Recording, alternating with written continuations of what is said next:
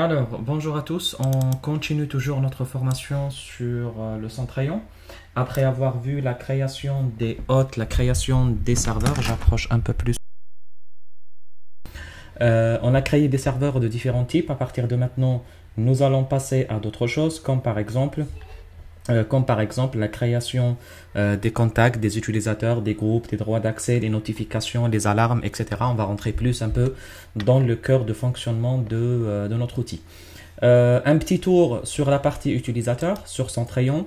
Il est possible, c'est comme pratiquement tout système de genre, il est possible de créer des utilisateurs comme des groupes.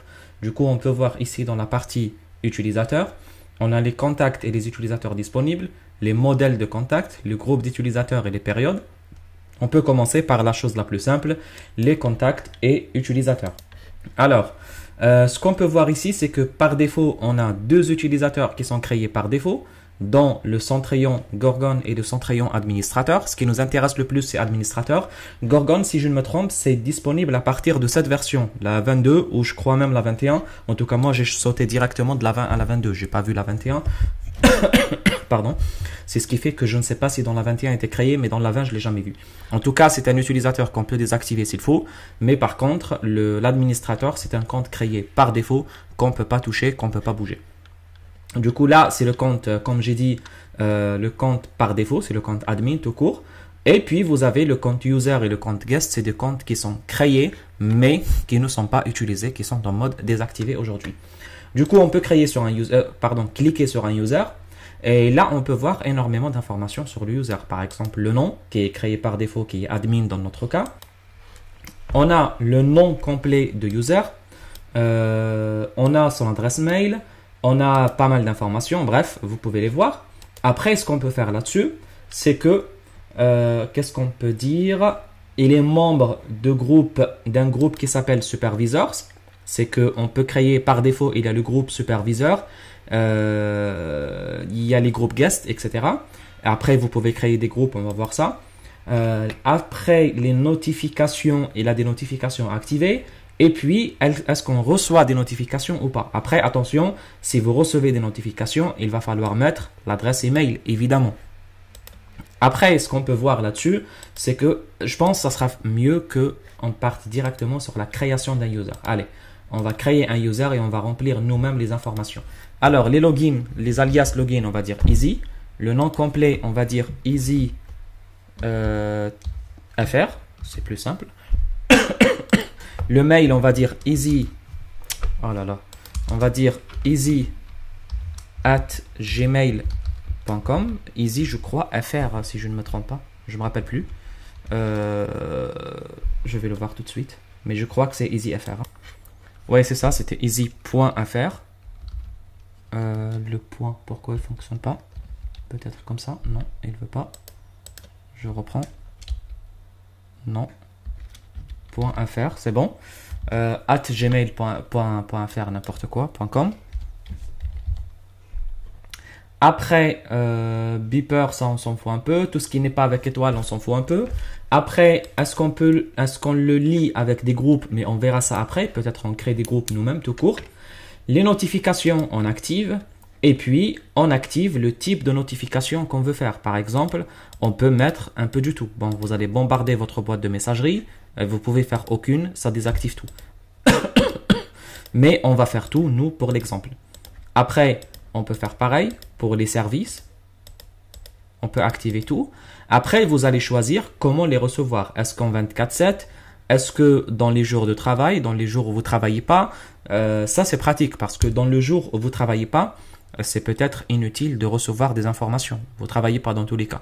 Par contre, si vous avez un système d'information qui tourne 24/7, il est probable, il est mieux même de partir sur un 24/7. C'est pareil ici, c'est comment vous recevez les notifications. Il y a différents types de notifications. Le plus célèbre reste toujours le Notify by email. Du coup, on reçoit toujours les notifications par email. Là, c'est pareil. Notify by email. Après, sur le centre d'authentification, vous pouvez générer un mot de passe ou le définir vous-même. On peut générer, enfin, j'ai pas envie de retenir par cœur ce que je vais dire mot de passe Centrion. Peut-être. confirmer le mot de passe, je vais partir aussi sur Centrayon. J'utilise Centrayon simple comme mot de passe. Alors, la langue par défaut détectée par le navigateur, sinon on peut partir directement sur du français. Le fuseau horaire, on peut partir directement sur Europe-Paris. Il est quelque part ici. Europe-Paris. Encore, qu'est-ce qu'on peut dire? Les sources d'authentification, c'est du Centrayon. Et là, on peut voir est-ce que l'utilisateur récupère le droit d'administrateur ou pas. Vous pouvez dire que il peut récupérer tous les droits. Ça peut être pratique pour un utilisateur qui aura tous les droits d'admin. C'est que vous créez un user à qui vous donnez tous les droits d'admin, vous allez faire comme ça. Par contre, attention, c'est pas pratique de faire autrement. Alors, les listes d'accès, vous pouvez dire all, c'est qu'il accède à tout. Alors, les informations supplémentaires, vous pouvez ajouter des adresses, des informations.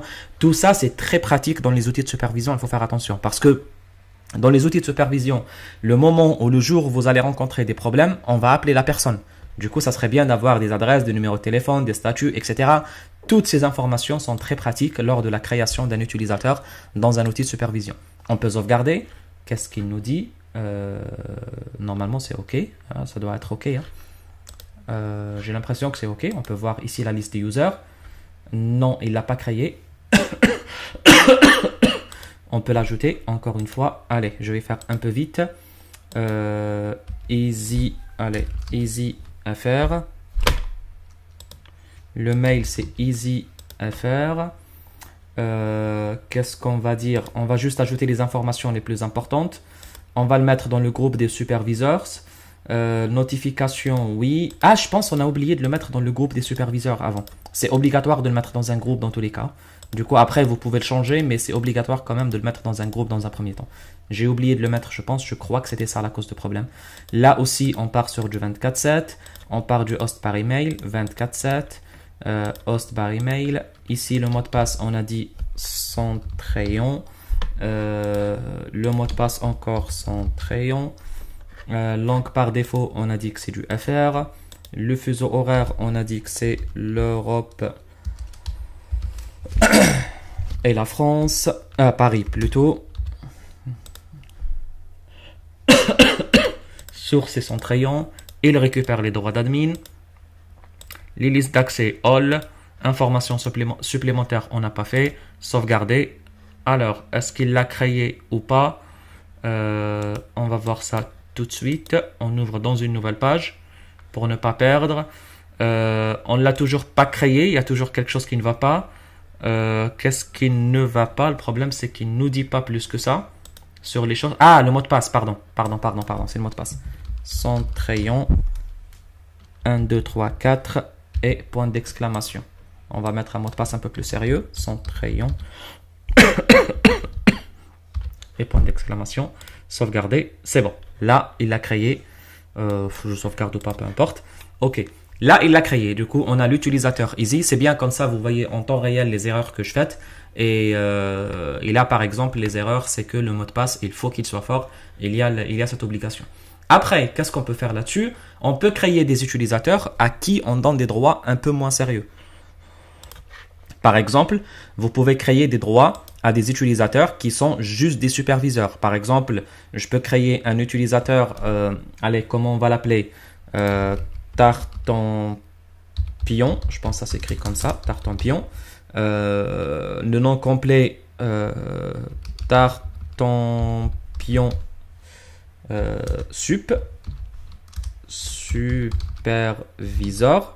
superviseur, même en français. Après le mail, on va dire tartampion@gmail.com, etc. Qu'est-ce qu'on va dire encore? On va le lier à un groupe. Le groupe là-dessus, ça me pose problème parce que le but, c'est qu'on ne lui donne pas le droit d'admin. Mais c'est pas grave, on va voir. Activer les notifications, on va dire par défaut ou même oui. On peut même lui envoyer les droits. On va faire pratiquement pareil. Lui, c'est le superviseur. Du coup, c'est la personne qui ne va pas ou ne doit pas récupérer les droits d'administrateur. Oh là là, je fais n'importe quoi. C'est pas grave, une petite perte de temps. OK, comme ça. On va voir le centre de notification. On va faire un petit Centrayon 1, 2, 3, 4, etc. Et un petit Centrayon 1, 2, 3, 4 et point d'exclamation. On va partir sur la même chose. Et puis, on va partir sur Europe. Pareil, Europe. Europe. Paris. C'est très bien. Et là, on ne lui donne pas les droits d'admin, évidemment. C'est l'objectif un peu. On va dire sauvegarder. Et puis là, c'est bon. C'est créé. Monsieur Tartampion, il va jouer le rôle de notre superviseur qui n'aura pas les droits d'admin. Après, qu'est-ce qu'on peut faire? On peut associer chaque utilisateur à un groupe. Du coup, on peut partir sur le groupe des contacts. On a le groupe de contacts par défaut qui est le groupe de supervisors. Du coup, c'est un groupe qui a un statut activé et qui groupe pratiquement tous les utilisateurs qu'on a ici. Après, ce qu'on peut faire là-dessus, on peut partir sur un groupe avec un peu moins de droits. Par exemple, on peut faire ajouter. Non, c'est pas bien. On va revenir dans les groupes et on va dire ajouter. On va donner un groupe, par exemple, les superviseurs. Superviseurs.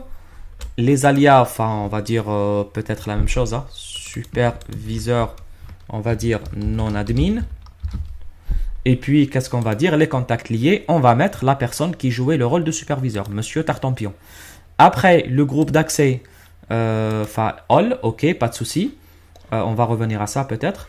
Après, qu'est-ce qu'on va faire? Statut activé, ok, et sauvegarder. Et là, comme ça, dorénavant, si je reviens vers le groupe Centrayon Supervisors, Tartampion, on peut le virer, comme ça, sauvegarder, très bien. Et maintenant, Monsieur Tartampion, il fait partie du groupe des superviseurs qui n'ont pas les droits d'administrateur. Du coup, pratiquement, ce qu'on doit faire dans ce genre de situation, c'est on va respecter les bonnes pratiques. On part sur un compte, un groupe qui a les droits d'admin, auquel on va mettre tous les utilisateurs, dans lequel on va mettre tous les utilisateurs qui ont le droit d'admin. Un autre groupe, qui aura moins de droits d'admin, et dans lequel on va mettre, par exemple, les utilisateurs qui ont le droit d'observer, de regarder, de suivre, mais qui n'auront pas le droit de faire les modifications des niveaux administrateurs. Ça, c'est concernant la partie création d'utilisateurs et création de groupes d'utilisateurs. Bien. Alors, je pense on a un autre truc, c'est les modèles. Ils sont là, quelque part ici, le modèle de contact. Du coup, le modèle de contact... Non, qu'est-ce que je fais là? Utilisateur, groupe, ouais, enfin le modèle de contact ici. Du coup, ici, vous pouvez créer un modèle de contact. C'est quoi le modèle de contact? C'est exactement un modèle d'utilisateur. Du coup, j'imagine que dans votre société, vous aurez une dizaine de personnes, des gens qui viennent, des gens qui partent avec différents droits, etc. Avec tout ce blabla. Ce que vous pouvez faire, vous pouvez créer directement un modèle. Par exemple, vous dites user 1, je ne vais pas aller jusqu'au bout, mais bon, je donne les informations ici, je donne ce que je fais ici dans les configurations, par exemple, et puis je crée tout ce qui est lié au modèle, au type d'ACL, groupe, etc., bref, tout ce que je veux. Une fois créé le user, je ne vais pas créer, ce que vous pouvez faire après, vous allez pouvoir aller, lors de la création d'un user n'importe qui, vous pouvez même d'ailleurs dupliquer le user en question, et puis vous changez juste le nom et le prénom. Sinon, ce que vous pouvez faire aussi, c'est que vous pouvez prendre n'importe quel user, n'importe, et puis dans le modèle de contact, vous choisissez le modèle que vous avez créé. Et automatiquement, le user en question va hériter la totalité de la configuration de l'autre user. Et comme ça, de l'autre modèle. Et comme ça, vous gagnez en temps, vous gagnez beaucoup de temps en matière de préparation, de configuration de vos users. Bref, c'est pas un truc super intéressant, mais ça peut être pratique, qui vous fera gagner quelques minutes dans le quotidien. Mais après, bon, ce qu'il faut dire, c'est que vous n'allez pas passer toute votre journée à créer des users sur Centrayon. Ça, c'est pas des users classiques, c'est vraiment ceux qui utilisent Centrayon. Il y aura que quelques-uns. Alors, pardon. Qu'est-ce que je voulais dire encore? Là, ce qu'on peut faire, je pense que vous avez remarqué ça, on va aller jusqu'au bout, c'est bien. Pourquoi il ne s'enlève pas? C'est bon. On a vu, il est où, Monsieur Tartampion? Tartampion, il est là. Ce qu'on a vu, c'est que quelque part, lors de la configuration, on a parlé des groupes de sécurité quelque part et on a décidé, là, les groupes d'accès, on a décidé de lui donner accès à tout. En quelque sorte, de faire un petit all, c'est en quelque sorte, il aura accès à tout. Est-ce que c'est pratique de le faire? Bien sûr que non, parce que dans ce cas-là, les superviseurs, au moment où on se parle, les superviseurs sont toujours des superviseurs. Ils n'ont pas les droits d'admin, mais ils ne savent pas quoi faire exactement. Du coup, si vous voulez aller jusqu'au bout dans la configuration et personnaliser la configuration, il faut aller vers les Access Control List, les listes de contrôle d'accès ACL.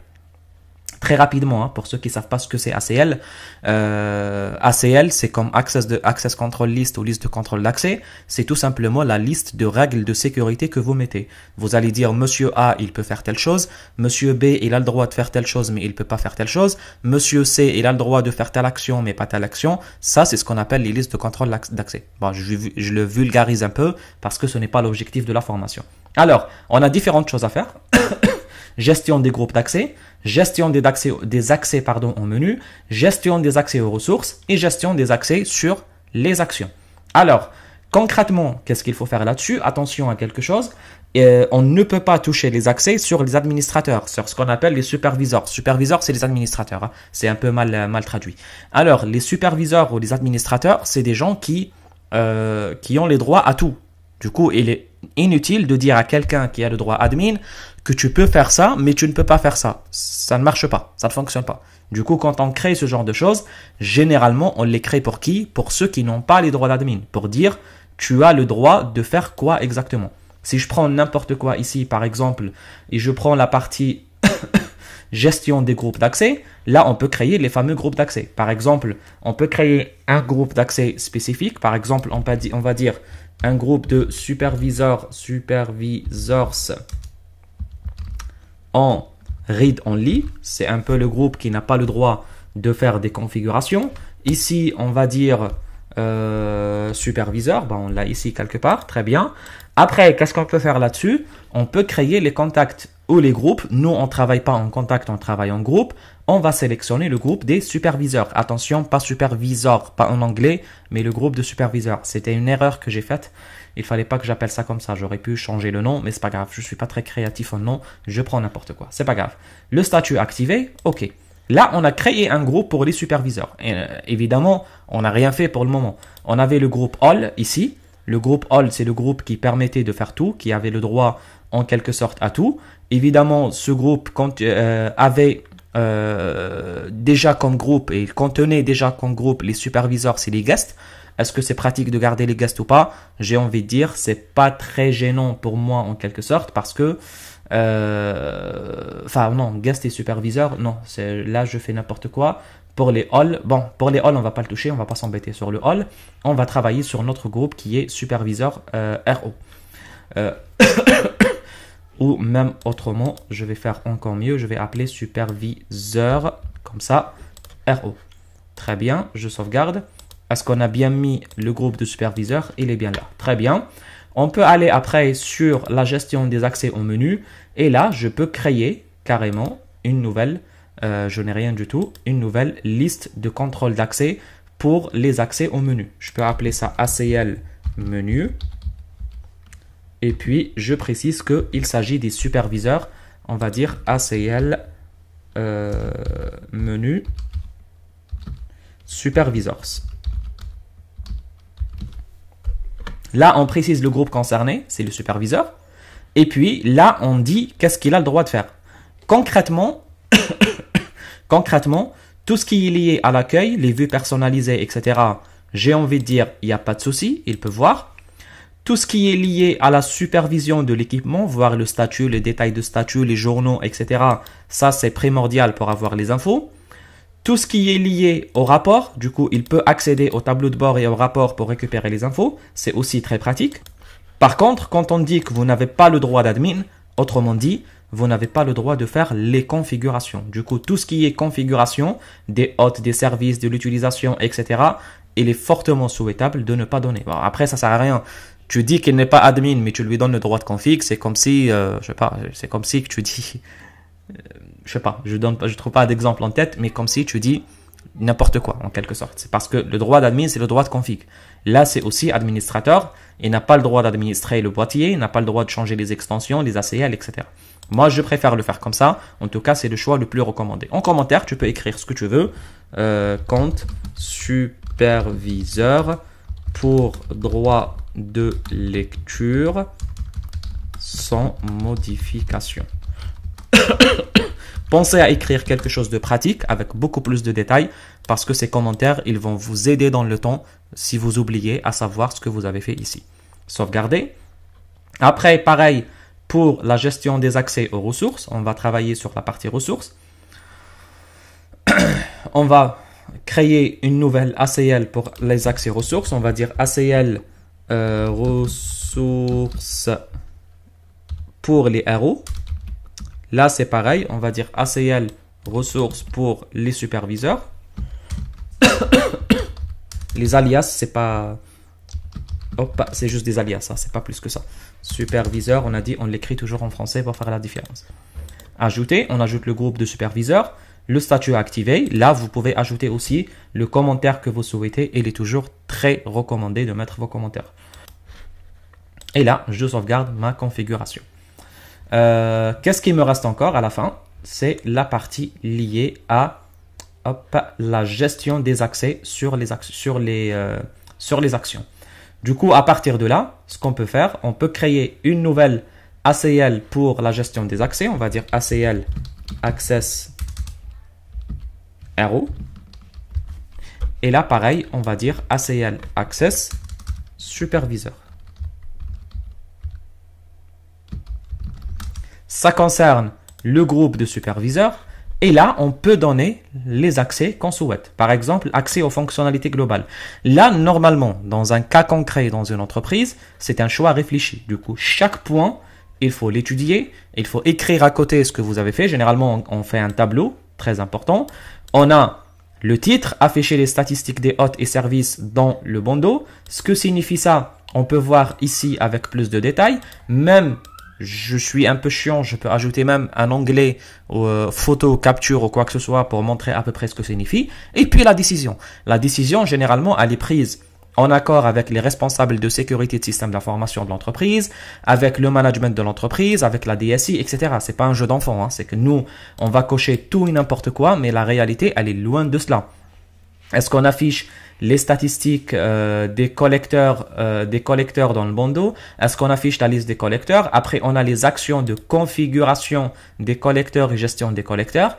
Est-ce qu'on lui donne le droit d'activer, de créer, de modifier des collecteurs? Est-ce qu'on lui donne le droit de supprimer des collecteurs, de déployer la configuration et de générer la configuration? Moi, j'ai envie de dire ça, why not? Ça lui permettra de relancer l'outil s'il a des problèmes.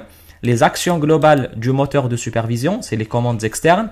Là, on peut voir étape par étape ce qu'il peut faire, ce qu'il peut ne pas faire. Moi, je vais tout sélectionner ici juste pour l'exemple. Et puis, les accès aux actions sur les services. On a parlé des services. On a créé même une ACL sur les services, si vous vous rappelez. Et puis là, qu'est-ce qu'on peut faire? On peut faire activer, désactiver sur chaque fonctionnalité. Est-ce qu'il a le droit de faire? Est-ce qu'il n'a pas le droit de faire? Pareil sur les hôtes. Qu'est-ce qu'il peut faire sur les hôtes et qu'est-ce qu'il ne peut pas faire sur les hôtes? Et comme je vous ai dit, là, c'est quelque chose vraiment de très réfléchi dans une entreprise. Il ne faut pas choisir ou cocher n'importe quoi. C'est un choix très réfléchi. On peut partir sur un type de... Il peut voir, il peut lire, il peut faire quelques modifs, mais sur les services, les hôtes, il ne peut pratiquement rien modifier, rien configurer. Du coup, là où il y a des choses de type regarder, etc., ça va. Mais là où il y a des choses de type ajouter, supprimer, activer, désactiver, normalement, on ne doit pas le laisser faire sur des hôtes et des services. Ça, c'est globalement la bonne pratique dans la vie réelle. Mais quoi faire exactement, comme je vous ai dit, je ne peux pas vous dire, c'est chaque entreprise et sa politique de sécurité propre à elle. Et là, c'est bon, on a créé l'ACL de l'Access RO. Et là, dans ce cas-là, elle est liée à l'ACL Access Supervision et j'ai envie de dire que le tour est joué là-dessus. Et le groupe d'utilisateurs qu'on a aujourd'hui ou le groupe de contacts qui est lié à la supervision, on est sûr, on est de plus en plus convaincu qu'il n'aura pas le droit de faire tout. Regardez, ici, il y avait le hall. Le hall, il était mal configuré. Enfin, il n'était pas mal configuré. Nous, lors de la création, on a ajouté hall parce qu'on n'avait pas trop le choix. Du coup, on peut le retirer d'ici comme on peut le retirer de la CL. C'est comme vous souhaitez. En tout cas, ça ne sert à rien de garder all avec ce genre de choses. Et du coup, là, vous voyez que, qu'est-ce qu'on va dire? Que le groupe d'accès il est lié au groupe d'accès qui s'appelle superviseur ASSO et qui a les droits qui sont liés, RO, comme read only, il a bien les droits qui sont liés au groupe superviseur RO. On sauvegarde et comme ça, on est sûr que le groupe maintenant qui s'appelle superviseur, il n'a que les droits read only, il n'a pas le droit de faire des configurations spécifiques. C'est qu'il faut aller jusqu'au bout. C'est pas parce que vous avez désactivé ici dans la partie utilisateur, c'est pas que vous avez désactivé la partie pour le monsieur Tartampion, il est où? C'est pas parce qu'on a désactivé ici le droit d'admin que c'est bon. Non, enfin, droit d'admin, ça ne suffit pas de le désactiver. Il faut préciser exactement quelles sont les actions qu'il peut faire, quelles sont les actions qu'il ne peut pas faire. Du coup, une fois terminé tout ça, on peut dire que la configuration de la partie contact avec les droits liés à chaque contact est terminée. Je pense que je vais arrêter cette vidéo ici pour ne pas faire des longues vidéos et puis on va créer une nouvelle pour les prochains sujets. Allez, je vous dis au revoir et à la prochaine.